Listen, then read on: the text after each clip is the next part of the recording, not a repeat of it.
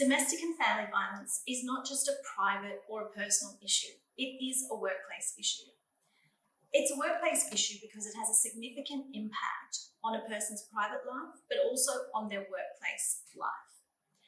From a workplace perspective, domestic violence has a significant impact on productivity and is a health and safety issue.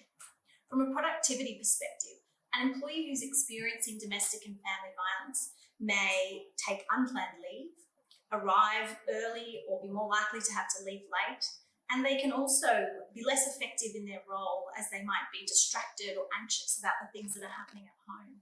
And this results in some considerable costs for employers.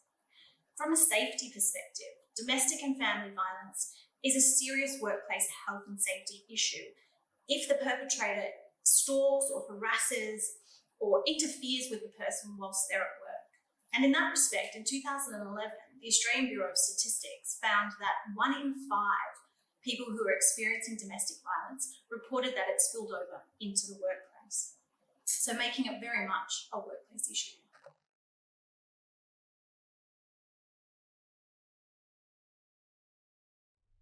It is also a workplace issue because employers have specific obligations when it comes to managing domestic and family violence.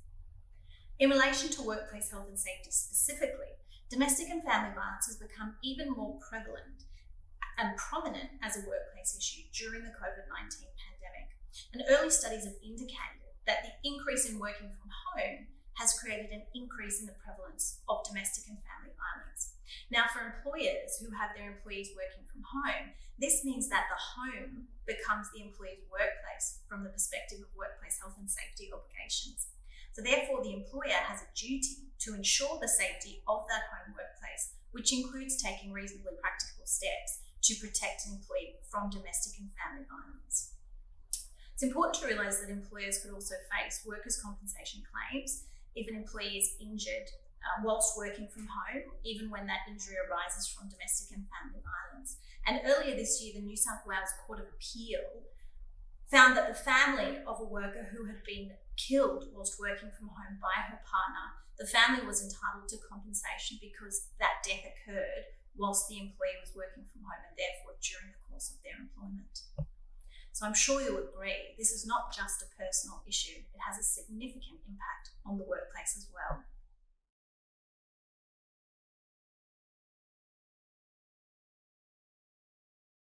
So what should you as an employer be doing? Well, the good news is there's a number of constructive steps that employers can take to not only meet their legal obligations, but also help support their employees during these very difficult periods and be a socially responsible employer. So in my mind, there's 6 key steps for an employer to take. The first is improving your understanding. Improve your understanding about the prevalence of domestic and family violence, the impacts it has on individuals of the workplace, and your legal obligations as an employer.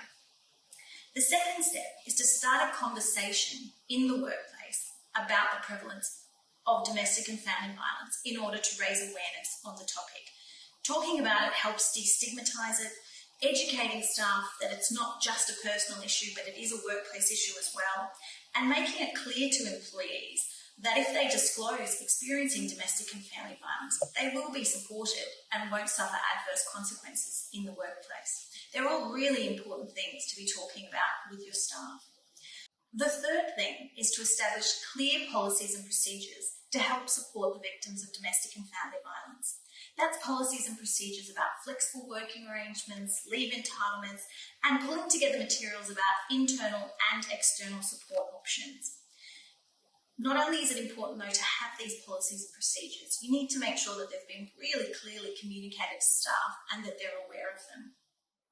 Step number 4 is to educate managers so that they can recognise the signs that a member of their team may be experiencing domestic and family violence, and they're able to provide effective support. Step number 5, creating an open workplace culture that helps encourage communication and support to make it easier for employees to speak up and get help. So that's about destigmatising the issue and making people feel free and able to raise it without feeling victimised.